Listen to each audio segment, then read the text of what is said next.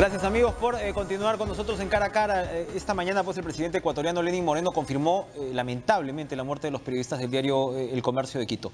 El cabecilla terrorista Walter Patricio Artizala Bernaza, alias Guacho, que dice pertenecer a la FARC, es en realidad un disidente, o sería un disidente de la FARC, ha puesto condiciones pues para la entrega de los cuerpos, nada menos. Exige el retiro de los militares desplazados en la zona de frontera Colombia-Ecuatoriana, esto era en la provincia de Esmeraldas, que sea Naciones Unidas y la Cruz Roja la que se encargue de cumplir su orden.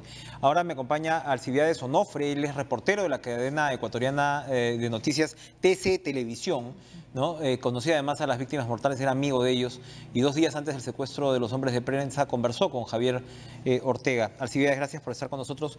Tú te encuentras por la cumbre, cumpliendo, ¿no?, labores profesionales por la cumbre de las Américas, y te sorprende esta noticia como le sorprendió al presidente Lenín Moreno, que debió regresar.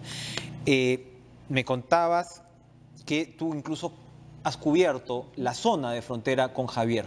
¿Qué nos puedes narrar al respecto? En realidad te cuento que nosotros estamos bastante consternados, estamos indignados por la situación que se ha dado, porque nuestros compañeros no merecían esto, no merecían morir de esa manera. Ellos estaban haciendo su trabajo prácticamente, nos tomó de sorpresa. Veníamos también a hacer el acompañamiento a los familiares de cada uno de nuestros compañeros, porque venían a ser escuchados por parte de las autoridades, pero, oh sorpresa, todo cambió, todo dio un giro. Ecuador a último momento y hasta hoy participó en la cumbre de las Américas, no se va a exponer nada.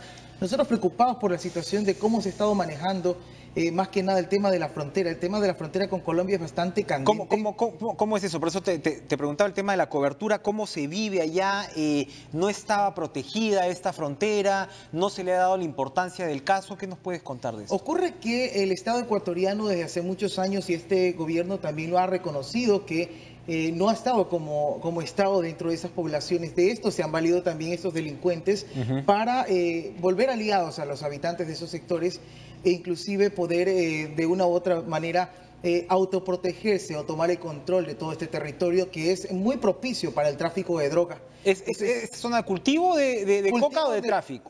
Solamente de tráfico. Ecuador no produce drogas, sino lo hacen del lado colombiano, que está prácticamente a unos cuantos minutos, unos 5 Pero minutos. ahí nomás es zona de cultivo por el lado colombiano. Se ven inclusive las plantaciones en el sector de Mataje. Del otro lado hay una zona montañosa donde se ven las plantaciones y también los sitios donde procesan. Los laboratorios están ahí mismo, al lado de los sembríos. Por supuesto, y las autoridades en este caso no pueden intervenir, porque obviamente eso ya corresponde a otro país. Ahora, uno intuye que, me imagino, antes del acuerdo de paz, ¿no?, de alguna manera el mando centralizado de la FARC de repente hacía más difícil que se metieran, entre comillas, con ciudadanos de otro país, en este caso Ecuador. Por supuesto. ¿No? Entonces, claro, ahora no es que antes no fueran delincuentes narcotraficantes, pero sino que ahora son como ruedas sueltas. ¿Es una impresión más o menos correcta esa? Lo que pasa es que hay una situación, el proceso de paz a Ecuador le está empujando el problema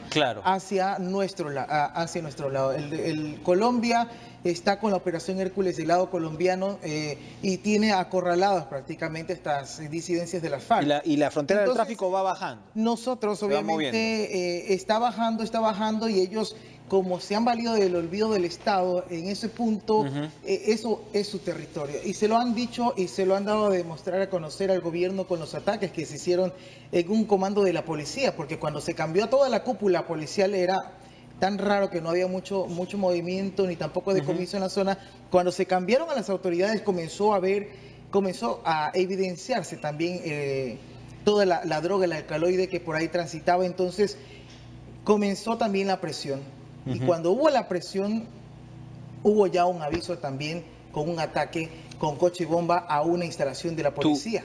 Tu crítica va también al lado de que el gobierno de tu país no tuvo una presencia, bueno, evidentemente una presencia del Estado en general, pero en términos inmediatos, una presencia militar, policial más intensiva en la frontera. Faltaba. Y eso fue lo que hizo que ganaran territorio estas personas. Que debía hacerse con el proceso de paz. Por supuesto. Adelantando lo que estás contando. Por supuesto, porque esto ya se veía venir. Cuando nosotros ya como periodistas nos dimos cuenta del hecho del coche bomba, un hecho inédito en nuestro país, porque nunca había ocurrido algo así. vimos la necesidad de ir a cubrir a ese punto, porque no era tan mencionado San Lorenzo. San Lorenzo lo conocían pocas personas, pero nos dimos cuenta de que era un punto clave, era un punto estratégico para desde la frontera con Colombia sacar la droga por el Océano Pacífico, porque hay un cierto control en Tumaco, que es el departamento de Nariño. Entonces más sencillo se hacía pasar la droga por el lado ecuatoriano. Para de ahí regresar al puerto, para de ahí volver al puerto colombiano. Por supuesto, no, para ir a puerto ecuatoriano y justamente sacarlo a... O sea, la droga sale por Ecuador, por supuesto, en grandes cantidades. Cuando hubo esa situación, nosotros recurrimos a buscar la información y a ponerle más atención a lo que estaba ocurriendo en este punto con esta explosión del coche bomba. Luego se vinieron nuevos ataques como prácticamente, según los expertos militares que nosotros hemos consultado, estaban diciendo este territorio, tratando de decir un mensaje que ese territorio es de ellos. Se dio un último ataque que cobró la vida de 4 militares. Y es allí cuando también comenzamos a vernos con Javier Ortega, con los compañeros que en este caso... Háblanos de Javier, porque estábamos leyendo, lo estábamos conversando ahora mismo, regresando de la cumbre, pero la historia pues le rompe a uno el corazón como periodista, ¿no? Un muchacho, bueno, en este caso ya tenía 36 años, pero él regresa de España, donde vivía. Parece que tenía un origen humilde, entiendo yo, ¿no? Regresa a los 18 años y sigue su vocación contra todo, y bueno, él trabajaba en la sección seguridad del comercio, es decir, era un periodista de investigación. Es judicial también manejaba. Y de judicial, ¿no? Y bueno, en la última etapa estuvo cubriendo este proceso de paz. ¿Qué nos puedes hablar de él? En la situación de cómo nos conocemos nosotros, manejábamos la misma fuente judicial, investigamos el tema de Odebrecht, de cómo... Tú desde la televisión, él desde la prensa escrita. Por supuesto, intercambiamos información y coincidimos en la cobertura del ataque, de los atentados que se estaban viviendo en la provincia de Esmeraldas. Es allí donde nosotros nos volvemos a encontrar ya para trabajar en campo. Nos dábamos recomendaciones, él inclusive 3 días antes de su secuestro, que a mí me tocaba ya que me haga un equipo, el relevo, para yo poder irme a Quito. Él me dice a dónde podía acudir para sacar una nueva historia, qué le convenía.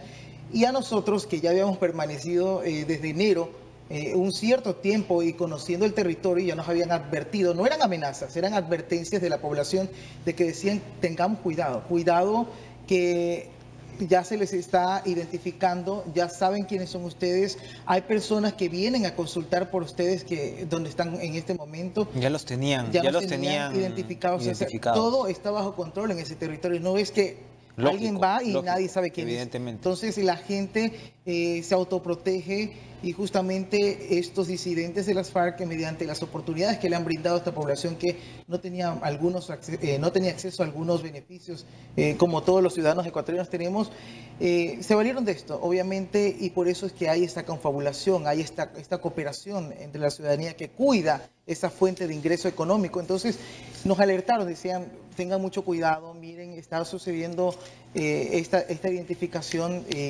e inclusive cuando yo retorno después de que ellos desaparecieron, porque salieron de cobertura, tal vez yo le dije, ten mucho cuidado porque no hay garantías, te van a impedir los militares, porque hay en cierto, por ejemplo, en Mataje hay un resguardo a 2 kilómetros del pueblo. Quiere decir que los militares no entran a ese pueblo, ni la policía entra a ese pueblo, a menos de que ya sea con tanquetas o blindados. Entonces no te van a permitir el ingreso. Y él me decía, pero se va a dar algo, se puede dar algo, me decía. Y él parece ser que ya estaba con ese contacto. ¿Por qué? Porque yo inclusive en algún momento en el territorio se hablaba del supuesto Guacho, o como el alias Guacho, se hablaba mucho. Entonces vimos que en la televisión colombiana había otorgado una entrevista. Entonces nosotros dijimos, ¿por qué no?